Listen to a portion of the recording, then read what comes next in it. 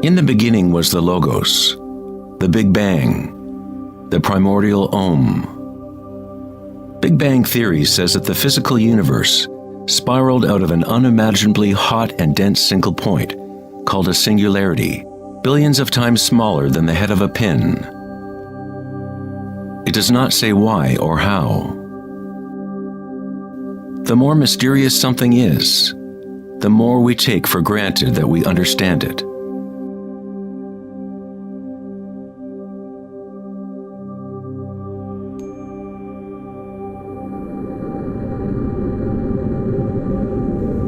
It was thought that eventually gravity would either slow the expansion or contract the universe in a big crunch.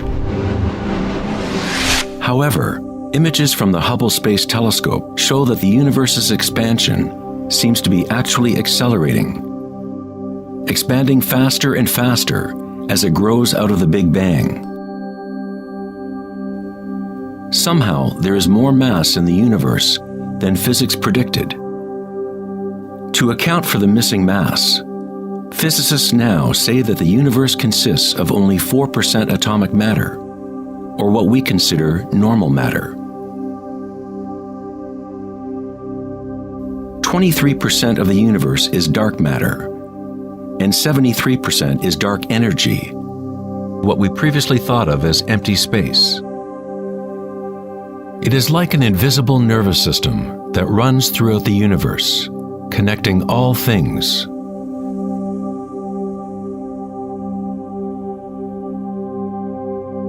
The ancient Vedic teachers taught Nada Brahma, the universe is vibration. The vibratory field is at the root of all true spiritual experience and scientific investigation. It is the same field of energy that saints, Buddhas, yogis, mystics, priests, shamans, and seers have observed by looking within themselves. It has been called Akasha, the primordial Om, Indra's net of jewels, the music of the spheres, and 1,000 other names throughout history.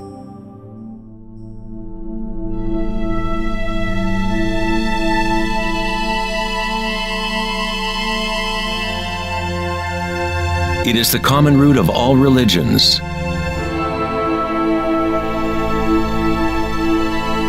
And the link between our inner worlds and our outer worlds.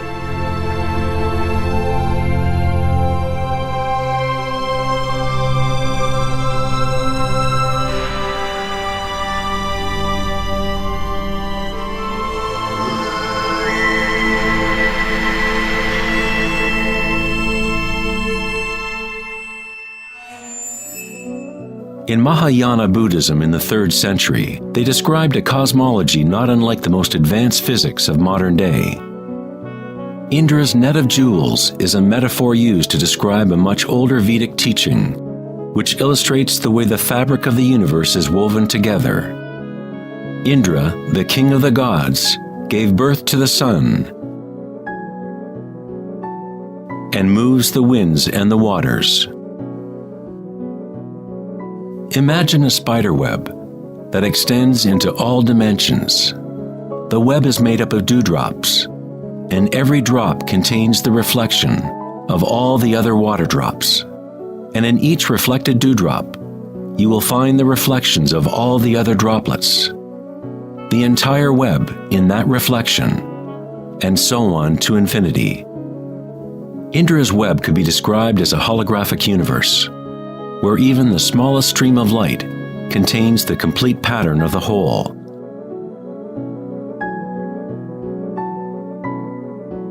The Serbian-American scientist Nikola Tesla is sometimes referred to as the man who invented the 20th century.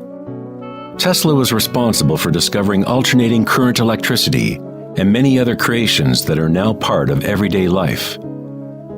Because of his interest in the ancient Vedic traditions, Tesla was in a unique position to understand science through both an Eastern and Western model. Like all great scientists, Tesla looked deeply into the mysteries of the outer world, but he also looked deeply within himself. Like the ancient yogis, Tesla used the term akasha to describe the etheric field that extends throughout all things. Tesla studied with Swami Vivekananda, a yogi who brought the ancient teachings of India to the West. In the Vedic teachings, akasha is space itself, the space that the other elements fill, which exists simultaneously with vibration. The two are inseparable. Akasha is yin to prana's yang.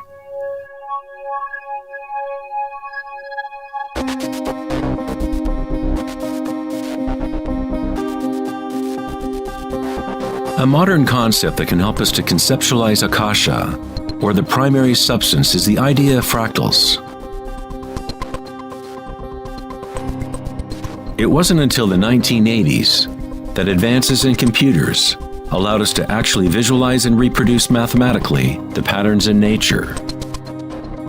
The term fractal was coined in 1980 by mathematician Benoit Mandelbrot, who studied certain simple mathematical equations that, when they are repeated, produce an unending array of changing mathematical or geometrical forms within a limited framework. They are limited, but at the same time, infinite. A fractal is a rough geometric shape that can be split into parts, each of which is at least approximately a reduced size copy of the whole pattern, a property called self-similarity. Mandelbrot's fractals have been called the thumbprint of God. Om Shrim Rim Klim Lam Gam Ganapatiye Varavarada Saravajanam Eva Shavaya Swaha. You are seeing artwork generated by nature itself. If you turn the Mandelbrot figure a certain way, it looks sort of like a Hindu deity or Buddha. This figure is being termed the Buddha-bro figure. Om Shrim Rim Klim Lam Gam Ganapatiye Varavarada Saravajanam Eva Shavaya Swaha.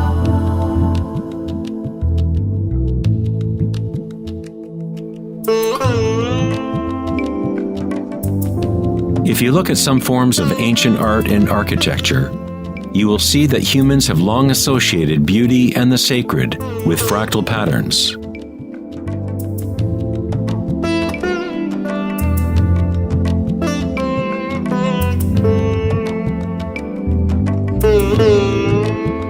Infinitely complex, yet every part contains the seed to recreate the whole.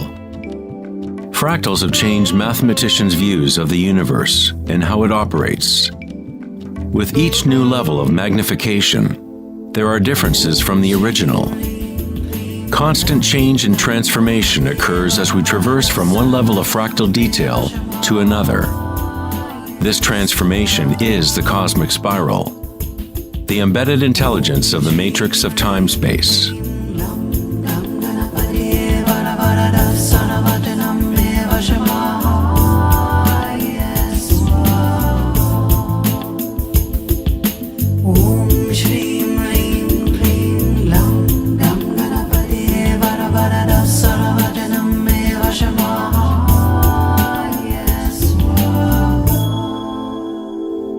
Fractals are inherently chaotic, full of noise and order.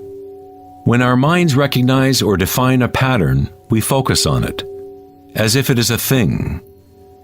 We try to find the patterns we see as beautiful, but in order to hold the pattern in our minds, we must push away the rest of the fractal.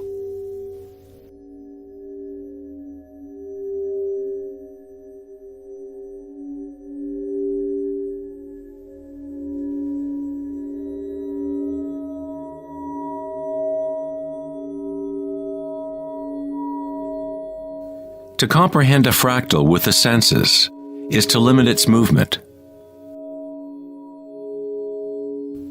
All energy in the universe is neutral, timeless, dimensionless. Our own creativity and capacity for pattern recognition is the link between the microcosm and macrocosm, the timeless world of waves and the solid world of things.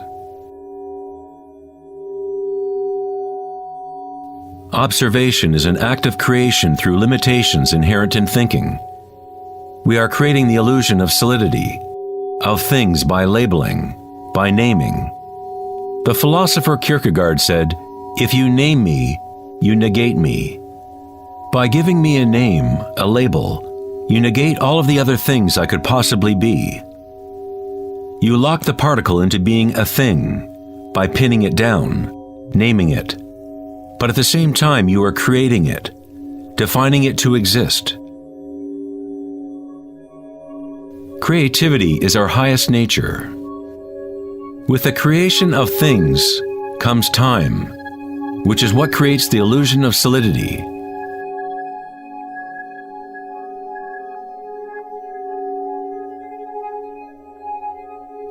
Einstein was the first scientist to realize that what we think of as empty space is not nothing. It has properties. And intrinsic to the nature of space is nearly unfathomable amounts of energy. The renowned physicist Richard Feynman once said, "There is enough energy in a single cubic meter of space to boil all the oceans in the world." Advanced meditators know that in the stillness lies the greatest power. The Buddha had yet another term for the primary substance, what he termed kalapas, which are like tiny particles or wavelets that are arising and passing away trillions of times per second.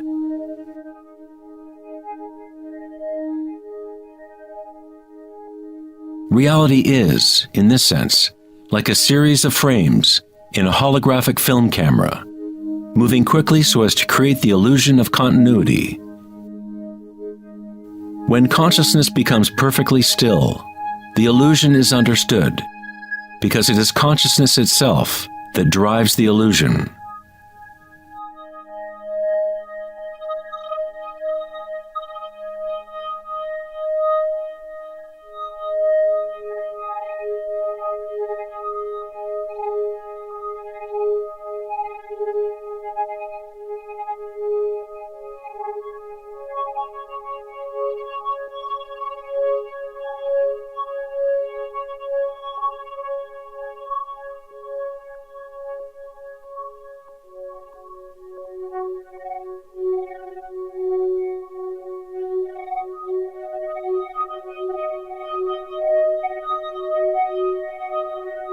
In the ancient traditions of the East, it has been understood for thousands of years that all is vibration.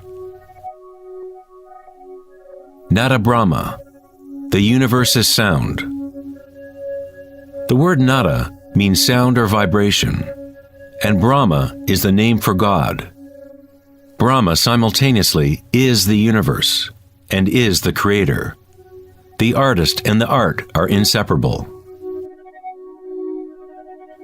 In the Upanishads, one of the oldest human records from ancient India, it is said, Brahma the creator, sitting on a lotus, opens his eyes, and a world comes into being. Brahma closes his eyes, and a world goes out of being. Ancient mystics, yogis, and seers have maintained that there is a field at the root level of consciousness. The Akashic field, or the Akashic records, where all information, all experience, past, present, and future, exists now and always. It is this field or matrix from which all things arise, from subatomic particles to galaxies, stars, planets, and all life.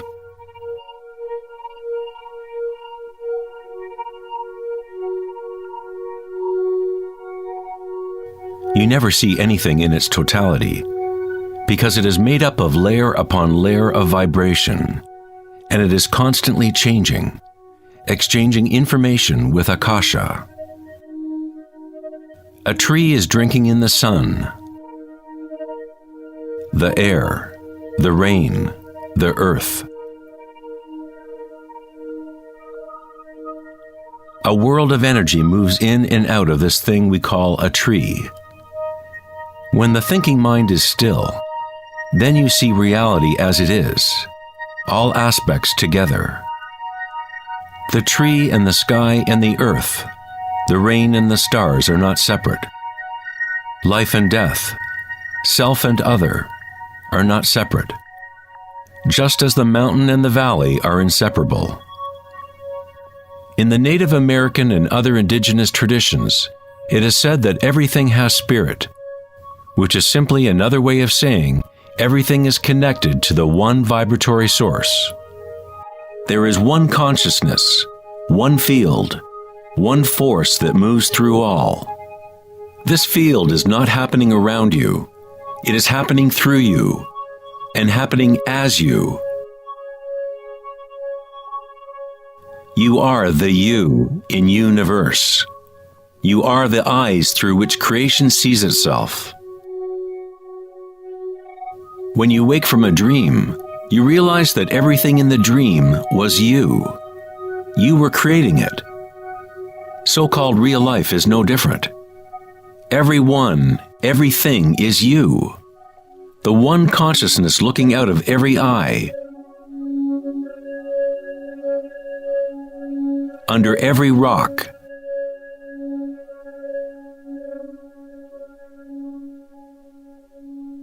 Within every particle.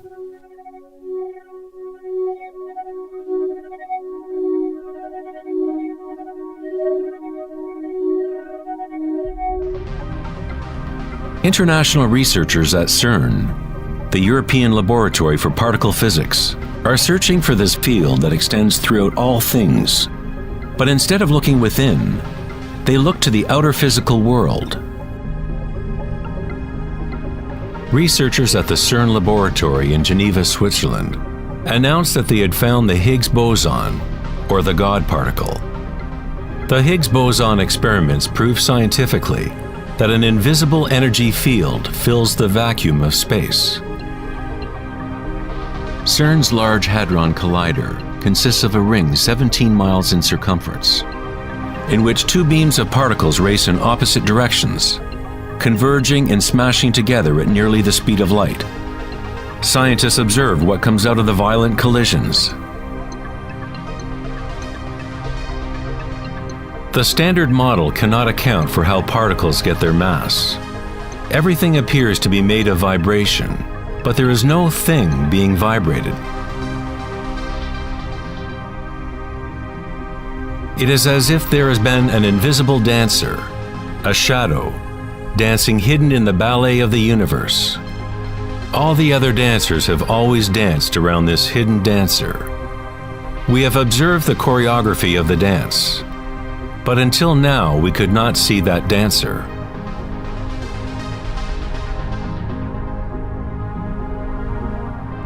The so-called God particle, the properties of the base material of universe, the heart of all matter which would account for the unexplained mass and energy that drives the universe's expansion. But far from explaining the nature of the universe, the discovery of the Higgs boson simply presents an even greater mystery, revealing a universe that is more mysterious than we ever imagined. Science is approaching the threshold between consciousness and matter.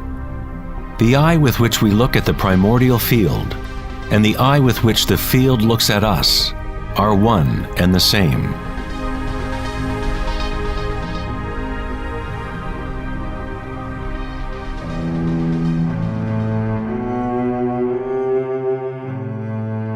The German writer and luminary Wolfgang von Goethe said, "The wave is the primordial phenomenon which gave rise to the world." Cymatics is the study of visible sound. The word cymatics comes from the Greek root cyma, which means wave or vibration.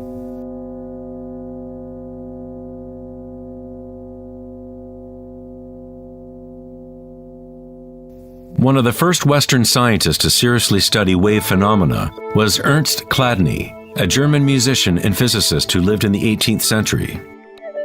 Chladni discovered that when he spread sand on metal plates and then vibrated the plates with a violin bow, the sand arranged itself into patterns.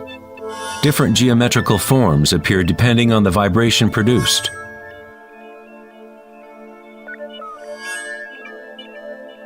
Chladni recorded an entire catalog of these shapes, and they are referred to as Chladni figures. Many of these patterns can be found throughout the natural world, such as the markings of the tortoise, or the spot patterns of a leopard.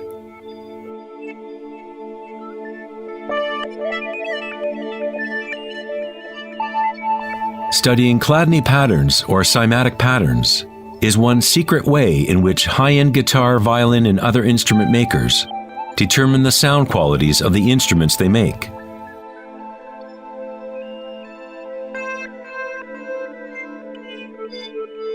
Hans Jenny expanded on Chladni's work in the 1960s. Using various fluids and electronic amplification to generate sound frequencies, and coined the term cymatics. If you run simple sine waves through a dish of water, you can see patterns in the water. Depending on the frequency of the wave, different ripple patterns will appear. The higher the frequency, the more complex the pattern.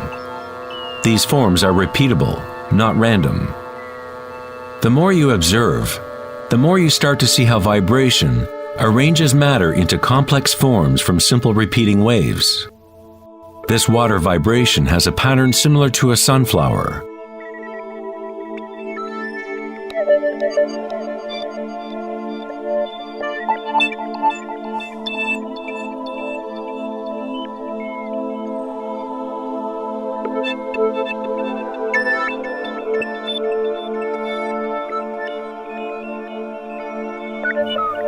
Simply by changing the sound frequency, we get a different pattern.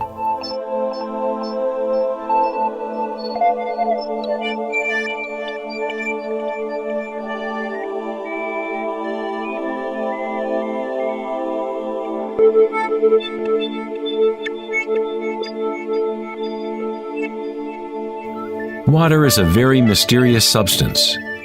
It is highly impressionable. That is, it can receive and hold on to vibration.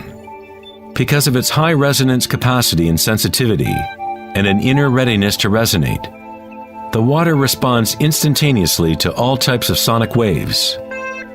Vibrating water and earth make up the majority of mass in plants and animals. It is easy to observe how simple vibrations in water can create recognizable natural patterns.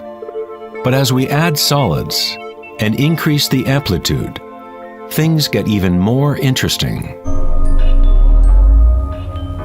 Adding cornstarch to water, we get more complex phenomena.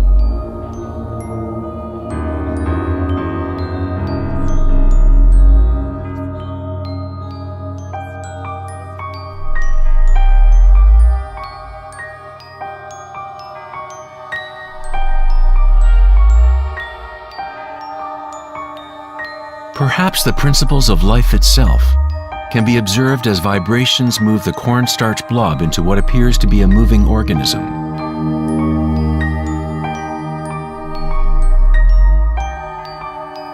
The animating principle of the universe is described in every major religion, using words that reflect the understanding of that time in history. In the language of the Incas, the largest empire in pre-Columbian America, the word for human body is Alpa Kamasca, which means literally, animated earth. In Kabbalah, or Jewish mysticism, they talk about the divine name of God, the name that cannot be spoken. It cannot be spoken because it is a vibration that is everywhere. It is all words, all matter. Everything is the sacred word. The tetrahedron is the simplest shape that can exist in 3 dimensions. Something must have at least 4 points to have physical reality. The triangle structure is nature's only self-stabilizing pattern. In the Old Testament, the word tetragrammaton was often used to represent a certain manifestation of God. It was used when talking about the Word of God, or the special name of God, Logos or primordial Word.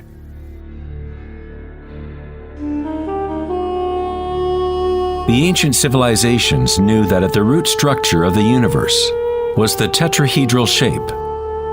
Out of this shape, nature exhibits a fundamental drive toward equilibrium, Shiva, while it also has a fundamental drive towards change, Shakti.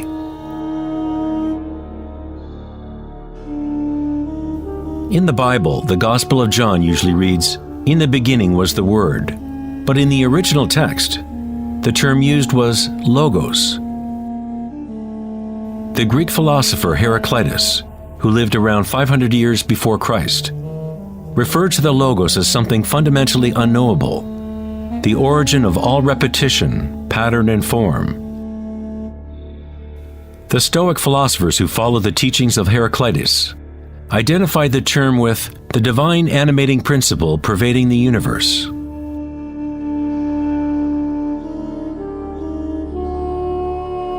In Sufism, the Logos is everywhere and in all things.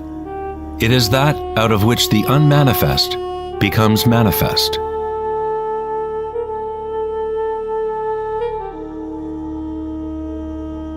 In the Hindu tradition, Shiva Nataraja literally means Lord of the Dance. The whole cosmos dances to Shiva's drum. All is imbued or ensouled with the pulsation. Only as long as Shiva is dancing can the world continue to evolve and change. Otherwise, it collapses back into nothingness. While Shiva is representative of our witnessing consciousness, Shakti is the substance or stuff of the world. While Shiva lies in meditation, Shakti tries to move him, to bring him into the dance. Like yin and yang, the dancer and the dance exist as one. Logos also means unconcealed truth.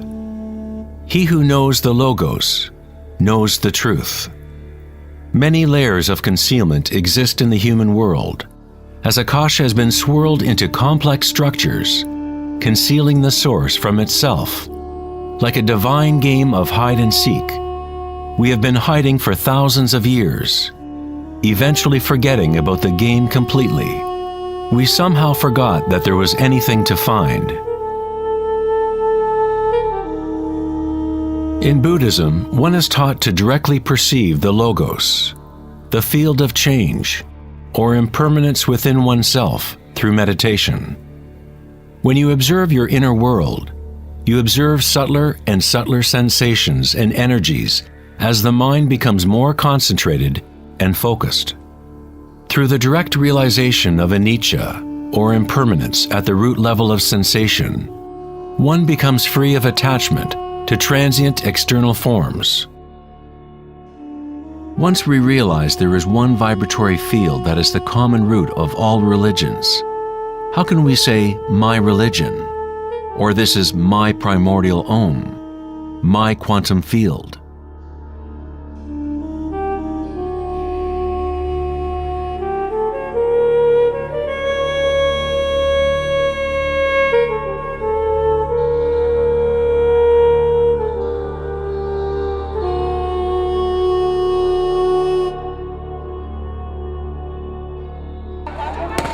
The true crisis in our world is not social, political, or economic. Our crisis is a crisis of consciousness, an inability to directly experience our true nature, an inability to recognize this nature in everyone and in all things.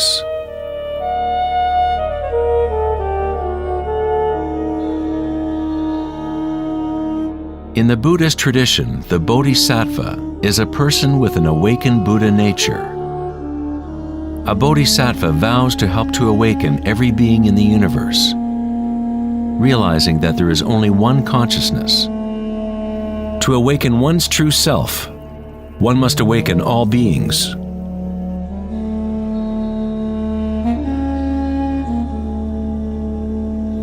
There are innumerable sentient beings in the universe. I vow to help them all to awaken. My imperfections are inexhaustible. I vow to overcome them all. The Dharma is unknowable. I vow to know it. The way of awakening is unattainable. I vow to attain it.